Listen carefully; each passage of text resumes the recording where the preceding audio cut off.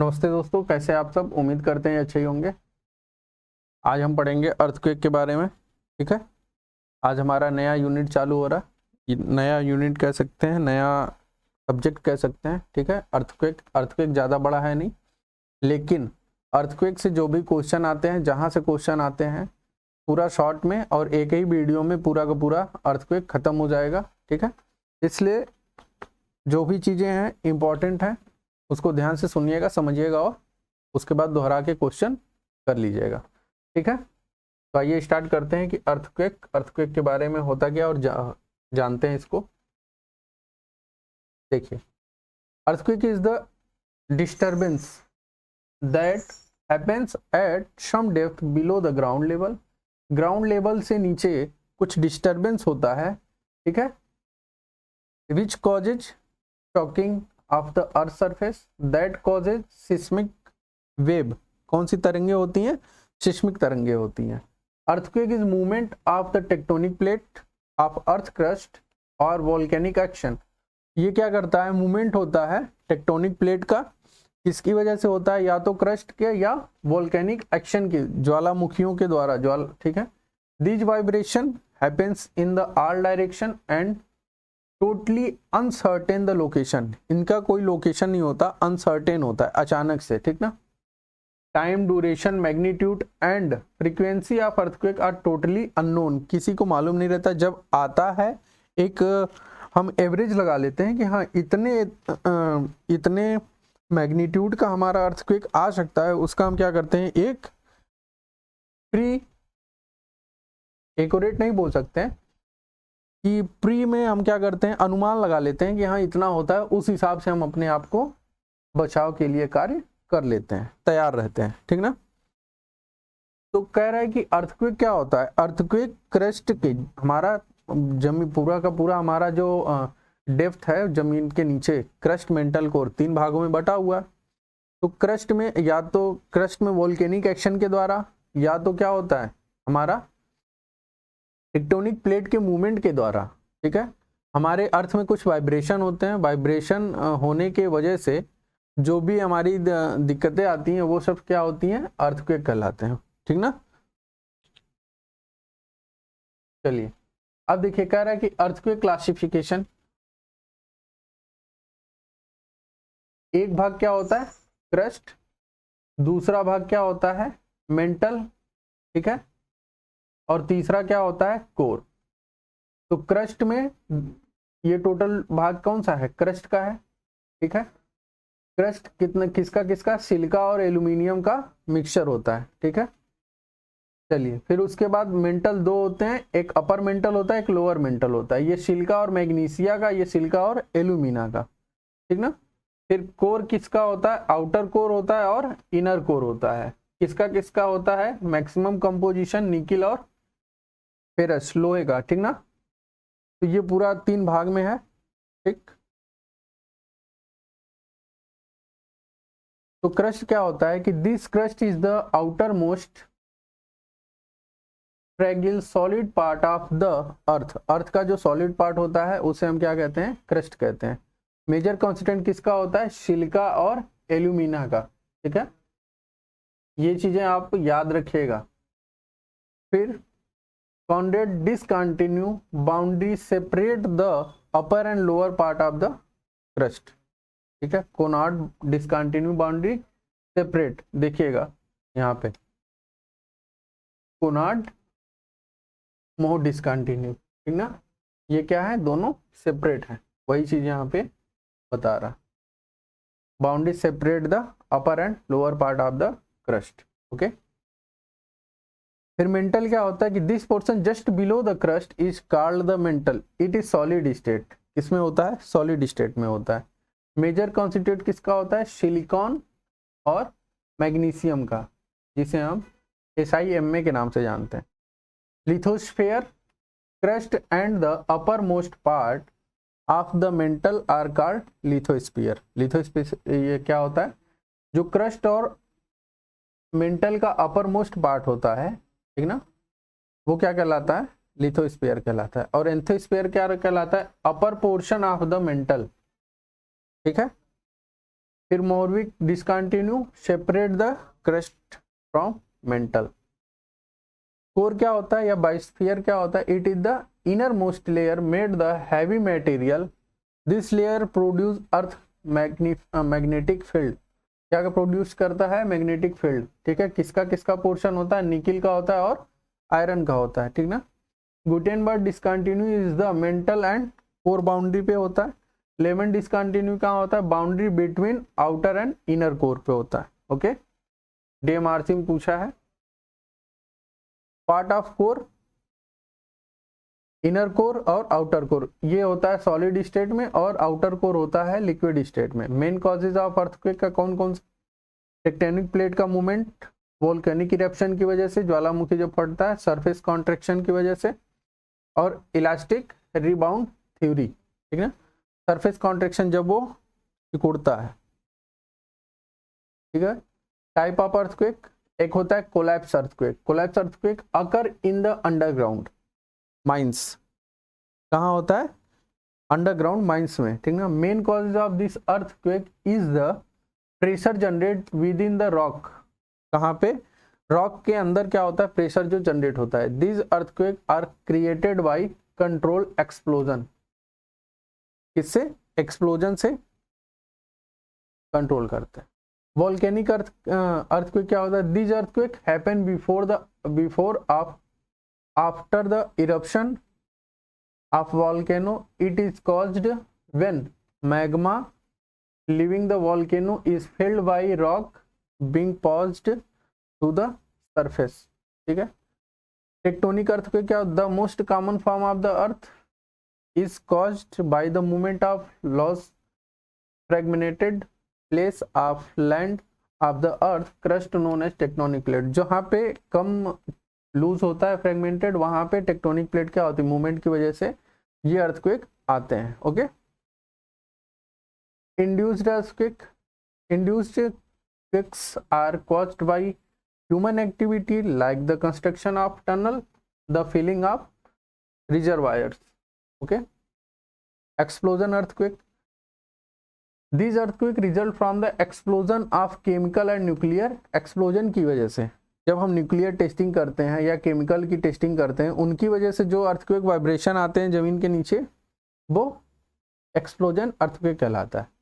Seismic terminology, कौन कौन से हम टर्म को यूज करते हैं उनको हम जानते हैं। जैसे सिस्मोलॉजी, सिस्मोलॉजी क्या होता है? ये कह रहा है seismology the scientific discipline that is concerned with the study of earthquake end of the propagation of seismic wave with in the अर्थ। ठीक है। तो वो किस किस प्रकार का जो हमारा वेव्स निकलते हैं, इनके बारे में जो हम जानकारी लेते हैं, वो सिस्मोलॉजी कहलाता है। Okay. Tectonic plate, tectonic plate are gigantic piece, ठीक ना, of the earth crust and uppermost mantle. They are made up oceanic crust and continental crust. Earthquake अगर around mid ocean reached and the large fault which mark the edge of the plate. ये एक प्रकार का plate होता है जो हमारे upper most और क्या है अर्थ क्रस्ट के बीच में रहता है। ठीक ना। सबडक्शन जोन, सबडक्शन जोन ये क्या होता है, इनको हम देखते हैं। कह रहा है कि सबडक्शन जोन जहां पे चीजें दोनों के बीच की होती हैं, किसकी किसकी, लिथोस्फीयर, ठीक ना, और जहां पे ब्रेक होता है। ठीक। तो देखिए कह रहा है कि ये zone area where the oceanic और tectonic plate is being force down, कहाँ पे होता है, फोर्स डाउन, और one plate sink into the mantle by plate tectonic force. Tsunami occur due to earthquake generate subduction one. जब tsunami वगैरह आता है तो वो क्या होता है, सबडक्शन जोन को क्रिएट करता है। हाइपोसेंटर या फोकस या रप्चर पॉइंट ये क्या होता है, एपिसेंटर क्या होता है, पूछता है ये मैक्सिमम चीजें। ठीक है। फोकल डेप्थ क्या होता है, ठीक है, फोकल डिस्टेंस क्या होता है, एपिसेंटर डिस्टेंस क्या होता है। तो ये इसी फिगर में देखिए, फोकस जहां से हमारा ओरिजिन पॉइंट है, जहां से अर्थक्वेक उठता है, वो कहलाता है फोकस। फिर उसके बाद फोकल डेप्थ क्या कहलाता है, तो जो सबसे नियरेस्ट एकदम डायरेक्ट वर्टिकली जो सबसे नियरेस्ट पॉइंट होता है ना, वो डिस्टेंस फोकल डेप्थ कहलाता है। और जब वो अर्थ पे पॉइंट आ जाता है उसी को कहते हैं एपी सेंटर। अर्थ के ऊपर वाले पॉइंट को जहाँ पे हम डिनोट या देखते हैं वो कहलाता है एपी सेंटर, और अर्थ के जस्ट वर्टिकली शॉर्टेज डिस्टेंस वो कहलाता है हमारा फोकस। ठीक है, फिर उसके बाद फोकल डिस्टेंस। फोकल डिस्टेंस ये एक प्रकार हमारा कह सकते हैं कि इंक्लाइंड, ठीक ना, जो इंक्लाइंड हमारा जो नियरेस्ट भाग होता है, ठीक ना, हॉरिजॉन्टली जो नियरेस्ट कह सकते हैं, हॉरिजॉन्टली जो नियरेस्ट या इंक्लाइंड नियरेस्ट होता है वो फोकल डिस्टेंस कहलाता है। और ईपी सेंटर से लेके इनके बीच प्लेस ऑफ इंटरसेक्ट या ऑब्जर्व, जहाँ पे हमें ऑब्जर्व किया गया है, ठीक, हम यहाँ पे तो एकदम बीच में नहीं, लेकिन जहाँ पे ऑब्जर्व किया गया है कि हाँ यहाँ पे झटके जहाँ तक महसूस किए गए उस भाग को कह रहा है, उनके बीच के पूरे भाग को हम ईपी सेंट्रल डिस्टेंस बोलते हैं। ठीक है, तो अब देखते हैं यहाँ पे स्टार्टिंग से। देखिए, हाइपोसेंटर, फोकस या rupture, this point within the earth where an earthquake rupture start, जहाँ पे स्टार्ट हुआ था अर्थक्वेक, उस भाग को हम क्या कहते हैं, फोकस। अर्थ के नीचे ईपी सेंटर क्या कहलाता है, द नियरेस्ट पॉइंट, क्या कहलाता है, nearest point directly above the focus on the surface. ठीक है, तो जो नियरेस्ट पॉइंट कहलाता है उसे हमारा सरफेस के ऊपर वो क्या कहलाता है, ईपी सेंटर कहलाता है। Okay, there is the first field जहां of ground shocking, this shocking is cause the most earthquake damage because it is so close to the focus. सबसे ज्यादा हमारा जो डैमेज होता है वो इसी पॉइंट पे होता है। ठीक ना, चलिए, फिर फोकल डेप्थ क्या होता है, distance between focus and EP centre is called focal depth. Less focal depth is the causes of more damaging the earthquake, the range 50 to 700 kilometre. ठीक है, जो नियरेस्ट डेप्थ होता है उसी को क्या कहते हैं, फोकस और ईपी सेंटर के बीच के जो नियरेस्ट डिस्टेंस होता है उसे हम फोकल डेप्थ कहते हैं। ये पूरा एक एक नंबर में क्वेश्चन ये डिफिनीशन कहीं कहीं पूछ लेता है। ठीक है, focal distance, this straight distance between the focus and place of intersect या observe is called focal distance। कह रहा है कि straight distance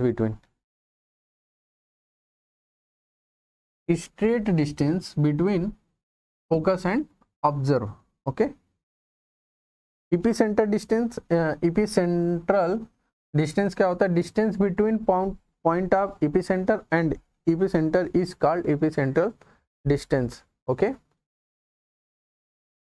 epicenter और ऑब्जर्व या प्लेस ऑफ इंटरसेक्ट के बीच के दूरी को हम क्या कहते हैं, epicentral distance कहते हैं। ओके, चलिए,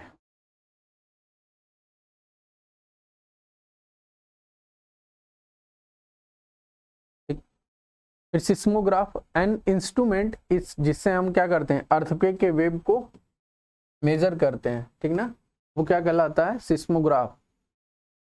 आइसोसिस्मल्स lines, and isoseismals line is a contour line. ठीक है, कंटूर लाइन का मतलब जितना एरिया हमारा कवर होता है उसी को हम क्या कहते हैं, आइसोसिस्मल्स लाइन बोलते हैं।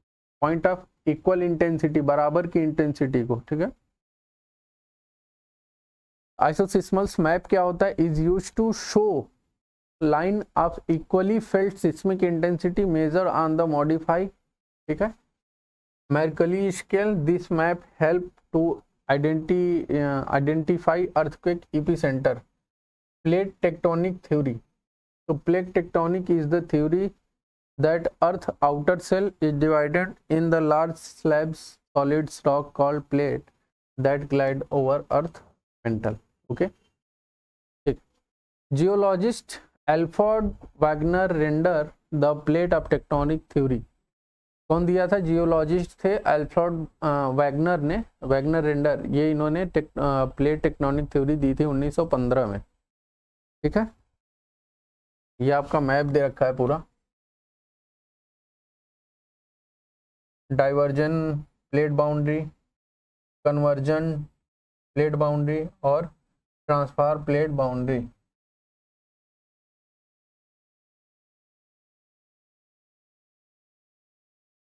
अर्थक्वेक वेव या सिस्मिक वेव क्या होता है? Seismic wave are form due to earthquake.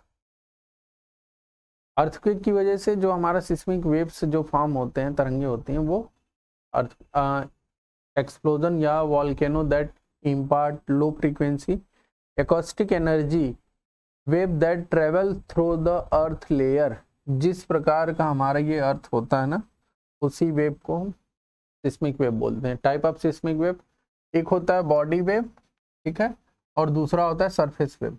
Body wave दो प्रकार का, प्राइमरी वेव जिसे पी वेव भी कहते हैं, सेकेंडरी वेव जिसे हम यस वेव भी कहते हैं। यस वेव दो होते हैं, एस एच वेव और एस वी वेव, हॉरिजॉन्टल और वर्टिकल में। रिलाई हाई वेव होता है और लव वेव होता है। तो इनको हम जानते हैं ये होता क्या है, पूछता भी है ये कभी कभी। तो हम देखें बॉडी वेव क्या होता है। बॉडी वेव पी वेव बोलते हैं या लॉन्गिट्यूडनल वेव बोलते हैं। तो जो वेव फैलता जाता है, ठीक है, दोनों तरफ, वो क्या कहलाता है? P wave. P also primary wave और प्रेशर वेव, ठीक ना, travel the greatest velocity through the earth. ठीक है, ये देख रहे हैं, ये इधर भी हो सकता है और दोनों तरफ। ठीक है, पी वेव का मतलब pressure wave. P wave are fastest seismic wave and can move through solid liquid gas medium. किसी भी चीजों में ये क्या कर सकता है? मूव कर सकता है। It is the first wave that arrive at the surface. यही एक सरफेस वेव यही एक वेव होता है जो सबसे पहले कहाँ पहुंचता है? सरफेस पे पहुंचता है, P wave. This wave travel parallel linear to the direction of propagation. ठीक है, ये क्या आता है, कैसे ट्रेवल करता है? पैरेलल कर सकता है, linear to the direction of propagation के। एस वेव क्या होता है? सेकेंडरी वेव जिसे या सीयर वेव्स कहते हैं। S wave secondary wave are the second wave arrive during the earthquake. ये दूसरी ऐसी वेव है जो अर्थ पे पहुंचती है। Yes wave travel only the solid medium, और वो सॉलिड लिक्विड गैस कहीं भी मूव करता है। S wave is also known as shear waves. ठीक है, vibration direction of S wave is perpendicular transverse to the direction of wave. देखिए ये होता है यस वेव, यश आकार का बना हुआ है, तो इसे भी हम क्या कहते हैं? Yes wave. ठीक ना, चलिए surface wave travel through the surface of the earth, they travel slower then body wave. ठीक है, बॉडी वेव से स्लो होता है। एल वेव्स क्या कहलाता है? और हॉरिजॉन्टली पोलराइज्ड shear वेव्स, ठीक है, जिसे हम एस एच वेव भी बोलते हैं, existing only in the presence of semi infinite medium overlain by an upper layer of finite thickness. They usually travel slightly faster than Rayleigh waves and have the largest amplitude. It is the most distressed wave. It reaches the epicenter at last. ये कौन सा? ये सबसे last में पहुंचता है। Rayleigh waves क्या होते हैं? ये wave form of the particle motion is a combination, ठीक है, of wave longitudinal and transverse vibration giving rise to an elliptical retrograde motion in the vertical plane along the direction of travel. Type of wave, P wave, S wave और EL wave। ठीक है, देखिए P wave 8 kilometre पर second के हिसाब से, 4 kilometre पर second के हिसाब से, और जो सबसे धीरे पहुंचता है 1.5 से 3 किलोमीटर पर। वेलोसिटी ऑर्डर तो आपको मालूम है, सबसे ज्यादा प्राइमरी, सेकेंडरी और लव और रियलाइज वेव। ओके, चलिए शैडो जोन क्या होता है? Shadow zone crust mantle core, ये जो कोर है, ठीक है, अब जब यहाँ से चीजें ऊपर गई है ना, ये क्या होता है? बस ऐसी ही डायरेक्शन में फैलता है, ठीक। लेकिन जब हम इसके बारे में पी शैडो जोन के बारे में पढ़ते हैं, तो ये ऊपर और प्लस नीचे दोनों की तरफ ये फैलता है, यही इसमें अंतर है। ठीक है, ये शैडो जोन इसमें दो भाग में बांटा है। Yes wave shadow zone, yes wave में क्या होता है, केवल और केवल हॉरिजॉन्टली, और ये वर्टिकली और हॉरिजॉन्टली दोनों डायरेक्शन में होता है। ओके, ये 0 से 103 डिग्री तक, लेकिन वो 103 से लेके 142 पूरा डिग्री से तक लोड पास होता है। The direction in which each consecutive load will pass through the connected member earthquake load is dynamic load. ठीक ना,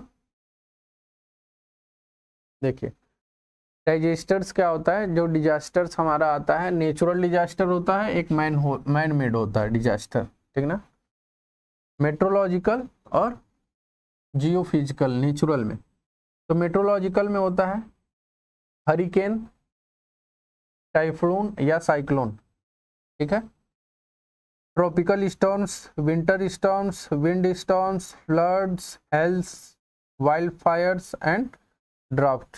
ठीक है, जियोफिजिकल में क्या होता है, अर्थक्वेक आ गया, सुनामी आ गई और वॉल्केनीज हो गए। ठीक ना, ज्वालामुखी। मैन मेड में क्या होता है, टेररिस्ट अटैक जो डिजास्टर होते हैं, aircraft crashes, industrial accident, explosion. ठीक है, pollution incident, shipping rail disaster, mining accident. ठीक है, बिल्डिंग ब्रिज कोलैप्स और साइबर अटैक। तो ये सब सारी चीजें जो होती हैं वो मैन मेड होता है, वो क्या होते हैं, नेचुरल डिजास्टर होते हैं। ठीक है, तो सुनामी और हार्बर वेव क्या होता है, सुनामी का is a series of large wave of extremely long period causes by violent impulse under sea disturbance of activity near the coast और इन द ओशियन। जब समुद्र के अंदर कोई हमारा क्या होता है, डिस्टर्बेंस होता है, तो उसकी वजह से जो आता है वो सुनामी आती है। The wave become extremely dangerous and damaging when the reach the shore। जब किनारे तक पहुंचता है ये वेरी डेंजरस होता है। ओके, सुनामी की velocity √TGH for deep water के लिए। ठीक है, यह चीज greater than λ/2 for shallow water के लिए। ठीक है, tsunami velocity varies from 35 kilometre पर घंटा टू 950 किलोमीटर पर घंटा, इसकी वेलोसिटी होती है 35 से लेके 950 तक। लैंडस्लाइड आपको मालूम ही है, जब चीज़ें क्या होती हैं, पहाड़ों वगैरह में लैंडस्लाइड्स हो जाती हैं, जो हमारी मिट्टी कट के गिरने लगती है, ये सिस्मिक डिस्टर्बेंस की वजह से होता है इसका कारण। Earthquake and landslide are frightening and destructive natural disasters होते हैं। ठीक है, लैंडस्लाइड अकर विद ग्रेविटेशनल गुरुत्वाकर्षण and other type of shear stress within the slope exceed the shear strength of the material that from the slope। Slope पे जब shear strength ज़्यादा हो जाता है या कोई जब स्ट्रेस ज़्यादा हो जाता है, उस जगह पे हमारा क्या होता है, लैंडस्लाइड्स होने लगती है। ठीक है बालक,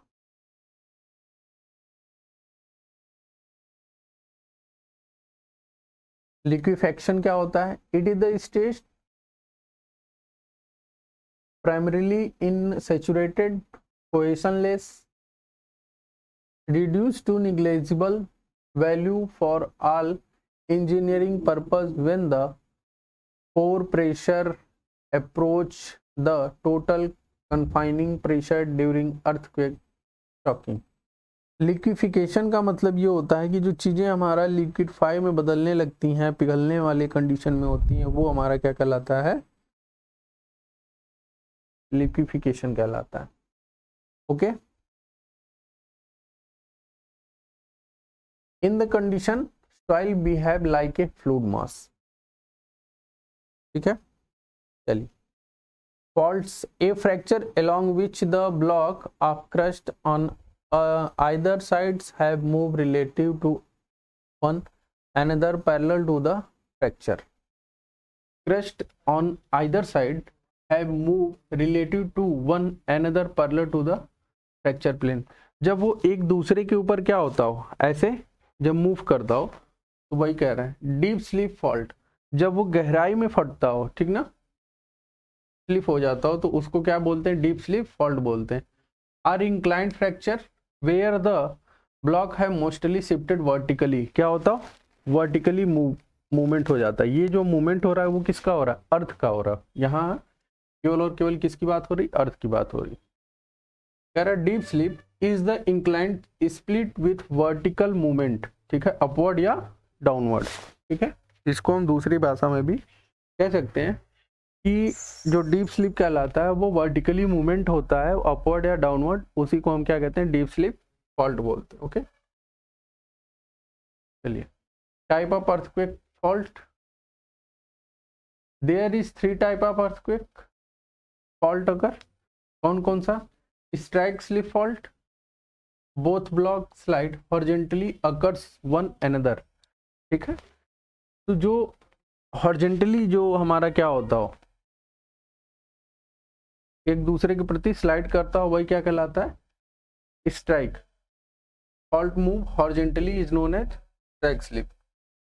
जब normal fault, dip slip fault in upper block move downward relative to the lower block, ठीक ना, तो उसको हम क्या कहेंगे, नॉर्मल ब्लॉक कहेंगे। जो रिवर्स या थ्रस्ट क्या कहते हैं कि are caused by compression force as tectonic plate collides together forcing one plate to rise above another, ठीक है, एक दूसरे के ऊपर जब आया। Upper block move upward relative to the lower block, ठीक है, लोअर ब्लॉक के अपेक्षा ऊपर हो जाता। देखिए यहाँ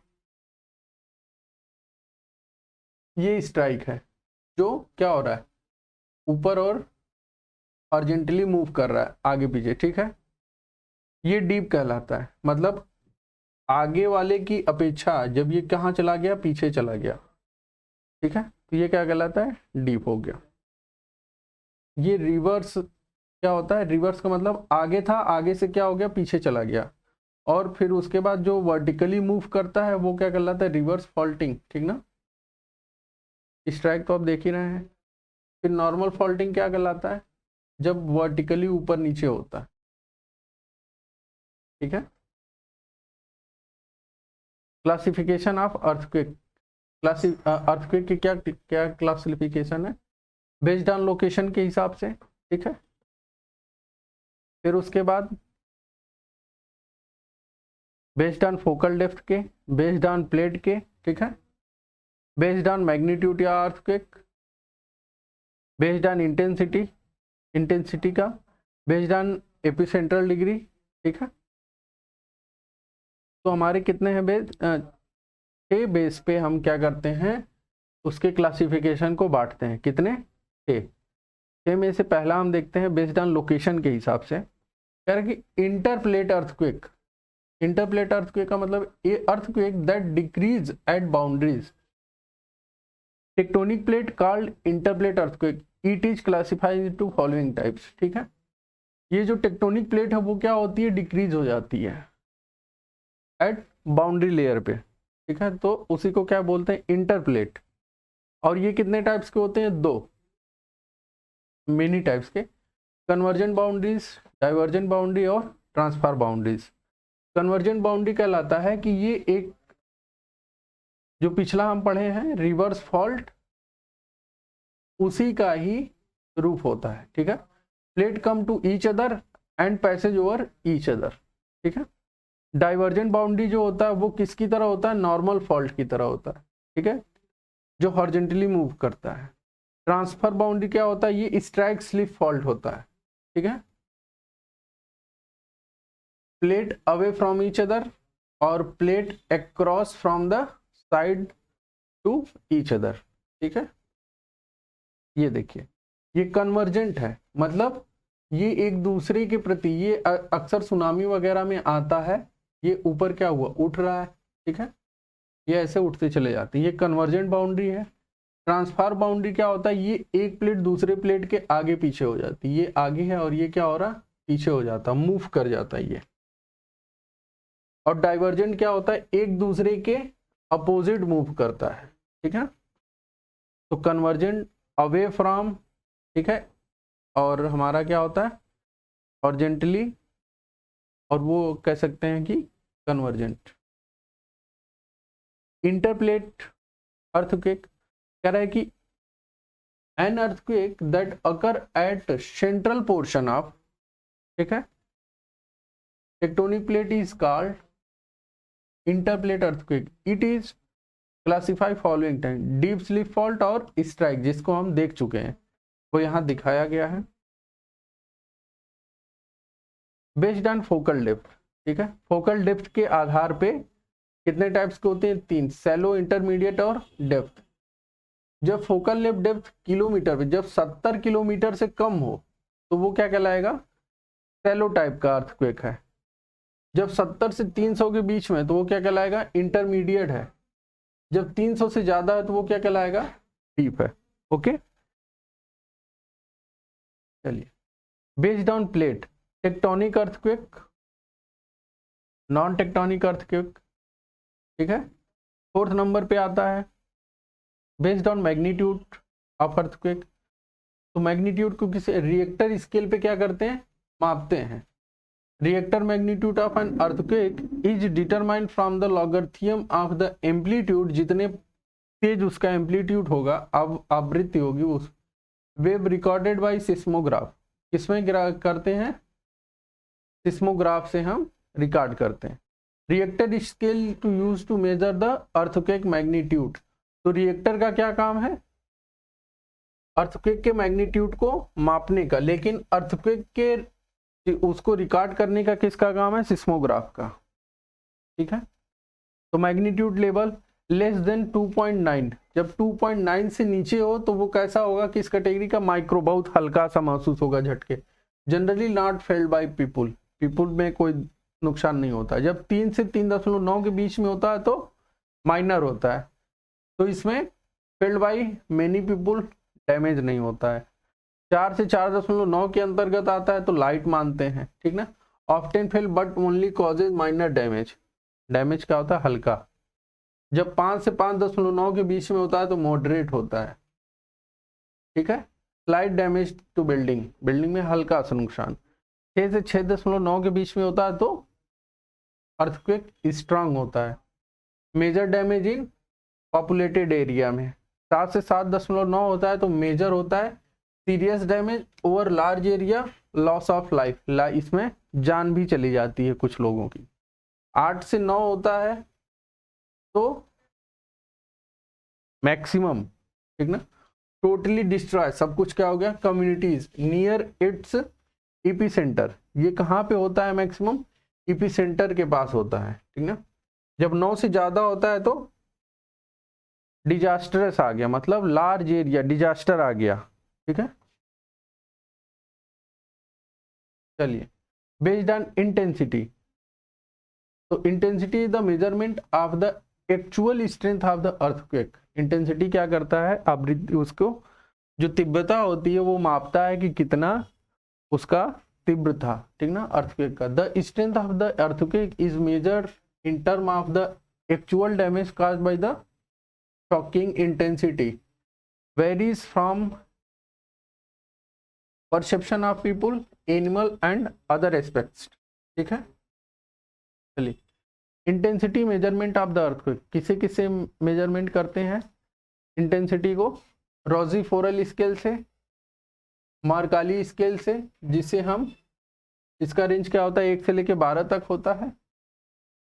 फिर MMI स्केल से, MMI स्केल से हम क्या करते हैं? मेजर करते हैं बेस्ड ऑन एपिसेंटर डिग्री, ठीक है। फिर लास्ट नंबर कितना होता है? एपिसेंट्रल डिग्री के हिसाब से। जब डिग्री 1 से कम हो तो लोकल अर्थक्वेक, 1 से 10 के बीच में हो तो रीजनल अर्थक्वेक, 10 से ज्यादा हो तो डिस्टेंट या टेलेसिस्मिक अर्थक्वेक, ठीक है। ग्राउंड मोशन मेजरमेंट, जो ग्राउंड का जो मोशन होता है उसको जब हम मेजर करते हैं, 2 type of instrument is used for ground motion measurement. 2 तरह का इंस्ट्रूमेंट होता है, पहला होता है सिस्मोग्राफ और दूसरा होता है, ये सिस्मोग्राफ, दूसरा होता है एक्सिलरोग्राम, ठीक ना। देखिए, seismograph, Zhang Heng was invented what first seismograph. Seismograph operate on the principle of inertia, it is used for low ground motion while accelerogram for rapid ground motion. Seismograph is used to record the intensity of earthquake. seismograph क्या करता है, इसको intensity of earthquake को record करने का काम करता है, ठीक ना। देखिए ये क्या होता है, ये एक आरसीसी का प्लेट रखा रहता है, उसके ऊपर ये हमारा इंस्ट्रूमेंट है, ये पूरा का पूरा पेपर का रोल होता है, ठीक ना, सिस्मोग्राफ जिसे बोलते हैं। अब यहीं पे एक क्या होता है, एक हमारा कह सकते हो कि पेन लगा रहता है, और जैसे जैसे ये वाइब्रेट करता है, ये स्प्रिंग लगी हुई है, ठीक है, तो इसी स्प्रिंग से हमारा क्या होता है, जैसे जैसे वाइब्रेट करता है वैसे वैसे ये पूरा हमारा घूमता रहता है, ठीक, घूमता रहता है। तो ये बताता है अगर ये बराबर जा रहा है, ये सीधी ये लाइन कैसी जा रही है, बराबर जा रही है, तो मतलब एक बराबर है, और जब ये बढ़ने लगेगी तो मतलब इसकी इंटेंसिटी क्या हो रही है, बढ़ रही है, ठीक ना। यही इसमें हम देखते हैं, ये स्टॉप वॉच लगा है कि मतलब कितने टाइम में कितना ज़्यादा इसकी इंटेंसिटी थी, ठीक है। एक्सिलोग्राम में हम क्या देखते हैं कि ये एक प्रकार का ग्राफ होता है, it is record a earthquake generate by accelerogram, ठीक ना। ये ग्राफ क्या करता है, रिकॉर्ड द एक्सिलरेशन, त्वरण को, of the ground the respect of time, time के अनुसार। In all important engineering structure and dam accelerogram is fitted. हर जगह क्या होता है, एक्सिलोग्राम फिट होता है इंजीनियरिंग कार्यों में। एमकेएस इंटेंसिटी स्केल क्या होता है, रशियन साइंटिस्ट थे, मेडवेडेव थे, Spooner and Karnik develop a scale called MSK scale. MSK scale classify the 3 type of structure and 5 types, ठीक है, of damage classification, grade 1 to 5। अब इनके ग्रेड को देखते हैं। कह रहा है कि टाइप ऑफ स्ट्रक्चर 3 प्रकार का है, और डिफिनीशन दिया है। ए टाइप का building infilled stone, rural structure, urban brick houses. B में क्या होता है, ऑर्डिनरी ब्रिक बिल्डिंग होती है, हाफ टिम्बर स्ट्रक्चर होता है। सी टाइप में reinforce building, well built wooden structure, ठीक है। Seismic zone of India, India में कौन कौन से सिस्मिक जोन है, एक बार इससे क्वेश्चन आया, देखिए यूपीपीसीएल जेई और एई में। According to IS 1893 seismic zone किसके अंतर्गत आता है, ये क्वेश्चन पूछा था, उसका कोड बताइए। तो कौन सा होता है, 1893 से लेके 1962 तक। India has been group into 5 seismic zone, ये भी पूछा था कि कितने जोन में बांटा गया है, तो 5 जोन में बांटा गया है। द जियोलॉजिकल 19 में, 20 में, ठीक है, इनको ये क्वेश्चन पसंद आ गया, मतलब 18 में देख लिया, 18, 19, 20 में। The geological survey of India, GSI कहते हैं, first publish the seismic zoning map country in the year 1935 में, सबसे पहला इन्होंने सिस्मिक जोन का बांटा था एरिया ईयर में। अकॉर्डिंग टू IS 1893 पार्ट 1 2016 के अनुसार India has been group into 4 seismic zone. 1893 1962 में बोला कि 5 हैं, लेकिन 1893 पार्ट 1 के अनुसार और 2016 में अमेंडमेंट जब हुआ तो उसमें बोला गया कि 4 सिस्मिक जोन है। तो ये भी आपको याद रखना पड़ेगा, ठीक है। चलिए सिस्मिक जोन, तो सिस्मिक जोन कौन से, सेकेंड, थर्ड, 4 और 5, ये किसके अनुसार है, 2016 के अमेंडमेंट के अनुसार। 1893 पार्ट 1, ठीक है। देखिए तो इंटेंसिटी लो होता है, MM स्केल 6 से कम, और जोन फैक्टर कितना होता है, 0.10 होता है। जोन 3 में क्या होता है, मॉडरेट है, 7 होता है, इसको 0.16 लेते हैं। जोन 4 में सीवियर होता है, इंटेंसिटी जोन MM स्केल पे 8 आता है, और जोन फैक्टर कितना होता है, 0.24। जोन 5 क्या होता है, वेरी सीवियर और हाई, 9 से ज़्यादा होता है, 0.36। ओके, चलिए अब आता है जोन फैक्टर।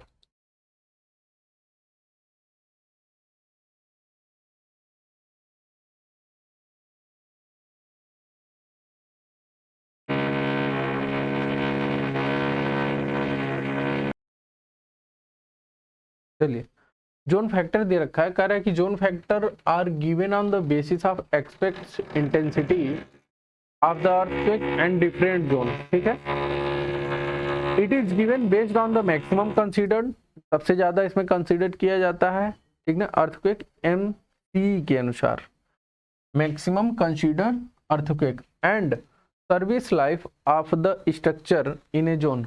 इस जोन में स्ट्रक्चर का क्या सर्विस लाइफ है उसको बताया जाता है जोन फैक्टर में। As per IS 1893 part 1 2002 clause 6.4.2 के अनुसार the design horizontal seismic coefficient AH for a structure shall be determined by the following expression.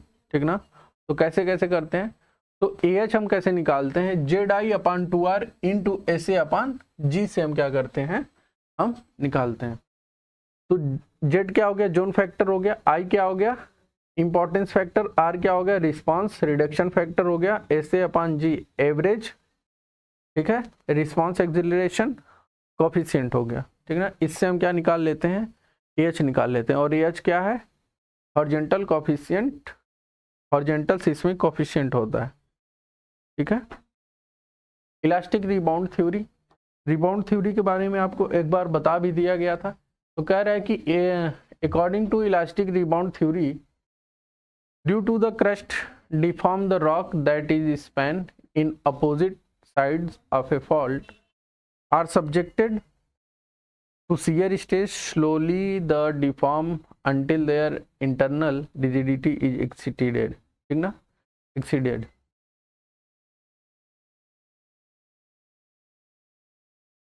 Then they separate with the rupture along the fault, the sudden movement। Rebound theory भी वो एक आराम से बताया कि देखिए, elastic rebound theory given by Harry read ने दिया था। इन्होंने भी वही फॉल्ट के बारे में, स्ट्रक्चर के डैमेज के बारे में ही बताया था। ठीक है, बस एक सिस्टमैटिक ढंग से इन्होंने डिस्क्राइब किया। हम वहाँ पे पढ़े थे स्ट्रक्चर को देखने के लिए, लेकिन यहाँ पे कह रहे हैं स्ट्राइक स्लिप जो फॉल्ट होता है वो हमारा क्या हो सकता है, ये सीधा है तो इधर से हट भी सकता है, मतलब यहाँ भी हो सकता है, ठीक है, और इसका अपोजिट भी हो जाता है, और ये जो है स्ट्रेन हो सकता है। स्ट्रेन होने का मतलब ये टूट के फिर से ऐसे भी हो सकते हैं, ऊपर नीचे स्लाइड्स हो जाते हैं। ठीक है, ये हमारा स्लिप कहलाता है। ठीक है, कॉन्टिनेंटल ड्रिफ्ट क्या होता है, the movement of continent resulting from the motion of tectonic plate is called continent drift. जो टेक्टोनिक प्लेट होता है वो अगर हमारा मोशन करता है कॉन्टिनेंट रिजल्टिंग पे, तो वही हमारा कॉन्टिनेंट ड्रिफ्ट कहलाता है। ठीक, energy release during earthquake, earthquake के समय में कौन सी एनर्जी रिलीज होती है तो उसको देखेंगे। उसको हम किस पे देखते हैं, रिएक्टर स्केल पे मेजर करते हैं। एट रिएक्टर स्केल 32 टाइम्स, कितने, 32 टाइम्स मोर एनर्जी रिलीज। जो रिएक्टर स्केल होता है 32 गुना ज़्यादा एनर्जी रिलीज करता है जब earthquake magnitude increase by 1 degree. ठीक ना, 1 डिग्री जब बढ़ता है तो रिएक्टर स्केल 32 टाइम क्या होता है, अपनी एनर्जी रिलीज करता है। तो at Richter scale every next unit have 10 times more intensity than previous unit, पिछले से 10 टाइम ज़्यादा। During earthquake magnitude of earthquake is related to ground acceleration. Okay, release energy during earthquake. ठीक है, तो ये अर्थक्वेक के जो एनर्जी हमारा रिलीज होता है उसको मेजर करने का जो फार्मूला है। ठीक ना, फिर magnitude of earthquake log 10 E is equal to 11.8 plus 1.5 m। m क्या है, magnitude of earthquake. Important point, according to the Indian standard consideration the most severe earthquake effect is MC। MC maximum आपको पीछे बताया गया था। ठीक है, stand of the maximum considered earthquake. ठीक है, डेप्थ बेसिक अर्थक्वेक क्या होता है, it define as an earthquake that is can B reasonably expected to occur at least 1 time during the life of structure. कि पूरे लाइफ ऑफ स्ट्रक्चर में केवल और केवल एक बार इसमें अर्थक्वेक के बारे में डिफाइन करता है। The width of reinforce concrete band is taken the same as the thickness of wall. The minimum thickness of the wall should be 200 mm। कितना? 200 mm होना। Vibration when elastic body is displaced from its equilibrium position by an external forces and the released the body start vibrator। अगर किसी में क्या होता है, बाहर की कोई प्रेशर क्या आ जाए, उसमें लगने लगे, बाहर से कोई फोर्स लगने लगे, तो उसी को क्या कहते हैं हम? वाइब्रेशन बोलते हैं। ठीक है। तो type of vibration, damp vibration. Damp vibration क्या होता है? जीपीएससी ए में पूछा था, गुजरात पब्लिक सर्विस कमीशन में। कह रहा है कि the vibration in which the amplitude, ठीक है, of vibration of a vibrating body gradually diminish are known as damp. मतलब ग्रेजुअली वो क्या होता है? दबा दिया जाता है। ठीक है। तो डिग्री ऑफ डैम्पनेस क्या होते हैं? कि हमारे डिग्री ऑफ डैम्पनेस के फार्मूला, डिग्री ऑफ फैक्टर के फार्मूले हैं। Cc is equal to 2.2 into m ohm n R2 kilo per metre. Damp coefficient, ठीक है, ये आपको फार्मूला। Free or natural vibration when no external forces. Natural जो वाइब्रेशन है, कह रहा है कि इसमें कोई बाहर का फोर्स काम नहीं करता है, ये अंडर के हेतु से। देखिए कह रहा है when no external forces act on the body after giving an initial displacement, then the body is said to be under free or natural vibration। It is 3 type। पहला longitudinal, transverse और torsional। ठीक ना।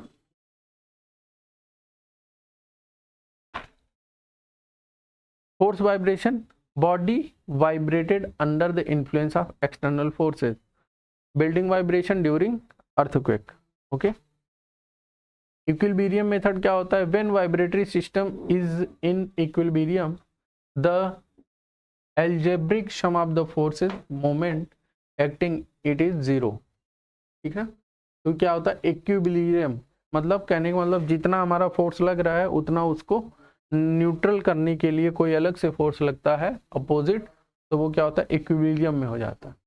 Retrofitting क्या होता है? The process of modification of existing structure like building, bridge, heritage structure to make the more resistance again the seismic activity in the retrofitting. मतलब उसमें extra कोई ना कोई ऐसी चीज डाली गई है वो मैक्सिमम मैग्नीट्यूड को सहन करने के लिए कैपेबल हो, उस चीज को हम क्या कहते हैं? Retrofitting. Seismic retrofitting involved repair and strengthening to our home foundation to make the more resistant of the shocking। ठीक है। retrofitting is done only in old type building to increase safety।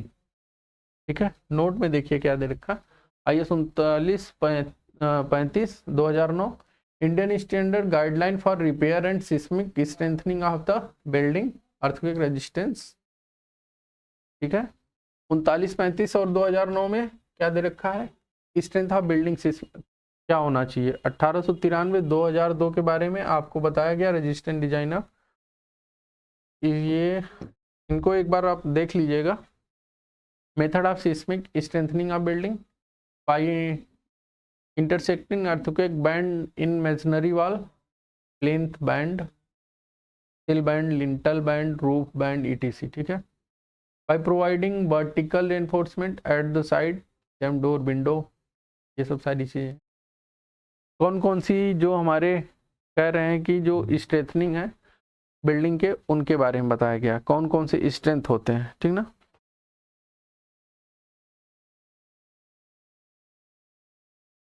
चलिए, ये था हमारा पूरा का पूरा अर्थक्वेक। तो अर्थक्वेक के बारे में ज़्यादा कोई इम्पोर्टेंट नहीं है, लेकिन हाँ थोड़ा बहुत है, तो उसको आप एक बार देखते रहिएगा। अगर कोई दिक्कत आती है तो फिर बताएंगे। ठीक ना। ओके।